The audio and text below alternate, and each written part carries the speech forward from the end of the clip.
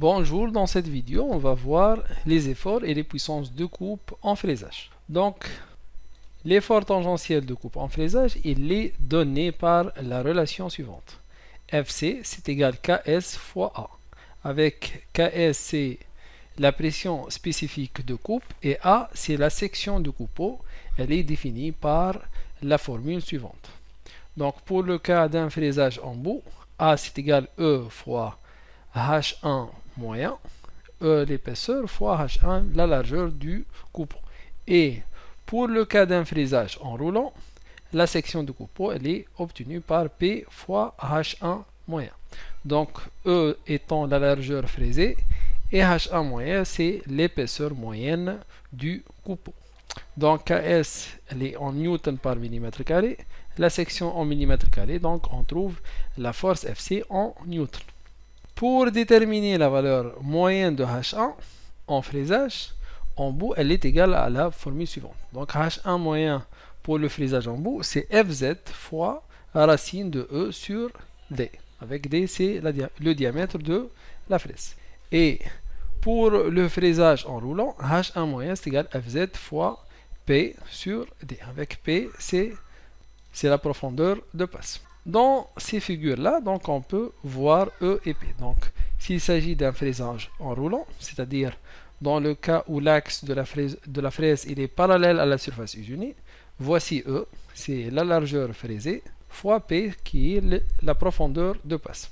Dans le cas de fraisage en bout, donc voici la fraise, l'axe de la fraise il est perpendiculaire à la surface usinée, donc voilà E, c'est l'épaisseur, la largeur donc, de la pièce, et P c'est la profondeur de la pièce. Bien sûr, D c'est le diamètre de l'outil. Avec bien sûr KS, c'est la pression spécifique de coupe. Elle est variable en fonction de l'avance et du matériau de la pièce usinée, comme indiqué par exemple dans le tableau suivant. Par exemple pour XC10, donc c'est un acier fortement allié avec 10%. Avec 0,1% de carbone, KS c'est égal à 275 décanewtons par millimètre carré. Pour XC par exemple 80, KS devient 330 décanewtons par millimètre carré. Donc KS il dépend de la matière usinée. Donc les valeurs déjà rencontrées dans le tableau, ils sont établis pour une épaisseur de coupe moyenne H1 égale 0,2 mm et un angle de coupe gamma égale moins 7 degrés. Donc, pour d'autres valeurs de gamma et H1, donc il faut utiliser des facteurs de correction ainsi KS donc sera calculé par la formule suivante. Donc, les valeurs de tableau doivent être corrigées si gamma il est différent de moins 7 degrés et si H1 différent de 0,2 mm. Donc, KS, la formule c'est égal, c'est KS obtenu pour moins 7 degrés pour gamma moins 7 degrés fois FH fois 1 moins 1,5 fois 100 fois gamma l'angle de coupe plus 7. Les facteurs de correction FH de KS relatifs à H1 sont donnés par la courbe suivante. Donc, on voit dans cette courbe ici que FH dépend de H. Lorsque H augmente, donc FH diminue.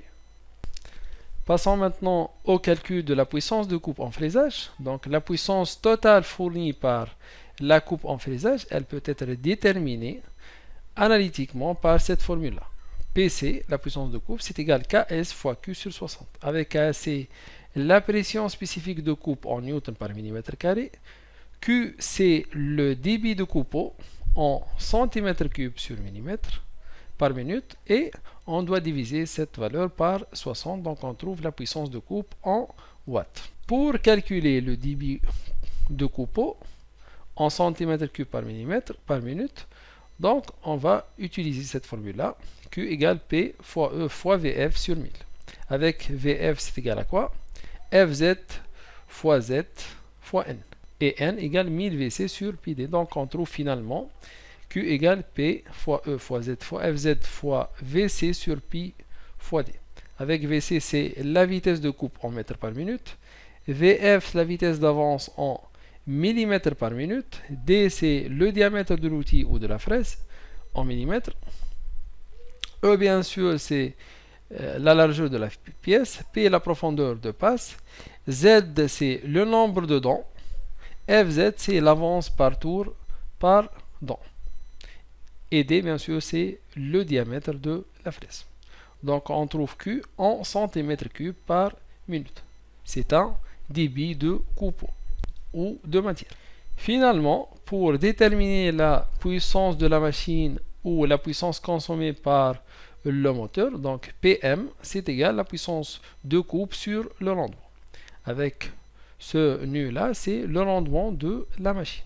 Donc la puissance de coupe peut être déterminée analytiquement par ces formules-là, ou bien elle peut être déterminée expérimentalement d'après la BAC. Donc voici la BAC qu'on peut utiliser pour déterminer donc la puissance de coupe.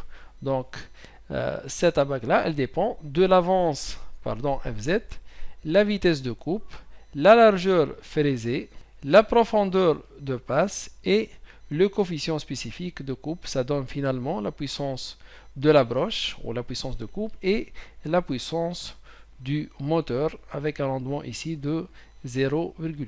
Donc dans les prochaines vidéos, on va voir comment on peut utiliser cette ABAC pour déterminer les puissances en fraisage et en tournage sans faire le calcul. Donc voilà, on a terminé cette vidéo. Merci et à la prochaine.